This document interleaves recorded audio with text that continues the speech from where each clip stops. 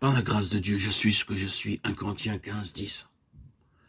Nous nous enorgueillissons, cependant toutes ces choses passeront bientôt. Les talents et les dons passeront dans peu de temps. Nous ne sommes rien devant Dieu.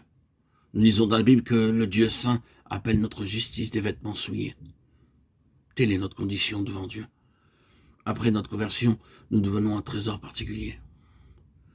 Mais nous avons besoin d'humilité pour comprendre notre vocation céleste. Paul dit dans 1 Corinthiens 15, 10, « La grâce de Dieu qui est avec moi. » Il était un homme de Dieu que le Seigneur utilisa puissamment. En jugé par sa famille, sa connaissance et son éducation, il était un homme du monde très qualifié. Plus tard, il devint apôtre. Cependant, il dit, par la grâce de Dieu, je suis ce que je suis. Lorsque nous naissons de nouveau, Dieu accorde à chacun un don ou un autre, mais nous ne devrions pas nous enorgueillir. Tout ce que nous recevons de Dieu, nous le transmettons aux gens autour de nous et nous le faisons à cause de sa grâce. Il n'y a aucune raison de nous enorgueillir de talents que Dieu nous a donnés afin qu'ils soient utilisés pour les autres. Dieu ne nous utilisera que lorsque nous serons humbles et doux et chaque jour reconnaissants envers Dieu pour sa grâce. Par l'humilité seule, nous pouvons être qualifiés pour le royaume de Dieu et non pas par la connaissance biblique ou l'éducation. S'il vous plaît, regardez Matthieu 5, 5. Heureux les débonnaires, car ils hériteront la terre. Tout croyant peut obtenir cet héritage. Grâce à Dieu, notre héritage ne dépend pas de notre éducation ou d'une chose semblable. Ma puissance s'accomplit dans la faiblesse. 2 Corinthiens 12, 9. Après ma conversion, je priais pendant 2 ans, demandant à Dieu de me montrer le secret de sa puissance, afin que ma vie soit triomphante et féconde.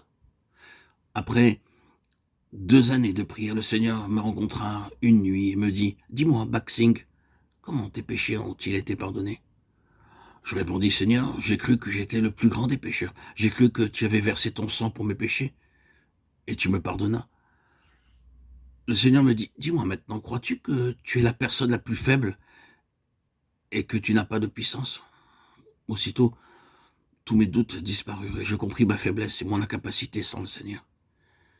Il est si fidèle et il connaît ma faiblesse. Et il a dit « Ma grâce te suffit. » La grâce abondante est suffisante et pour toute personne. Peu importe ce que nous sommes dans ses mains, nous pouvons devenir de merveilleux instruments si nous demeurons humbles et doux. Je peux dire que je suis faible et incapable à chaque pas, mais je crois en sa grâce. Seule une telle foi nous qualifiera pour son royaume. Tout d'abord, vos péchés doivent être pardonnés. C'est le commencement de la vie chrétienne. Toutes ces vérités, nous ne pouvons pas les comprendre sans l'expérience de la nouvelle naissance. Lorsque nous demandons « Êtes-vous né de nouveau ?» Cela signifie « Avez-vous bien spirituellement? Vous portez-vous bien? Est-il devenu votre ami, votre confident? Vous parle-t-il? Et lui parlez-vous? Êtes-vous bien conscient de sa présence? Ah, si vous ne pouvez pas répondre oui à toutes ces questions, alors venez à ses pieds dès maintenant, en ce moment, même pendant que vous m'entendez. En ce moment, à mon écoute, agenouillez-vous devant lui. Soyez dans l'adoration, la soumission, l'obéissance.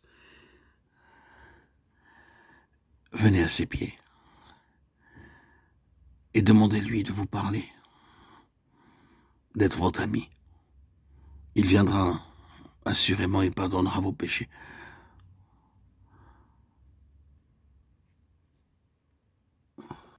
Vous lavera, versera son amour en vous et fera de vous un membre de son royaume. Mais vous devez tout d'abord lui demander d'entrer dans votre cœur. Faites-le. Faites-le dès maintenant.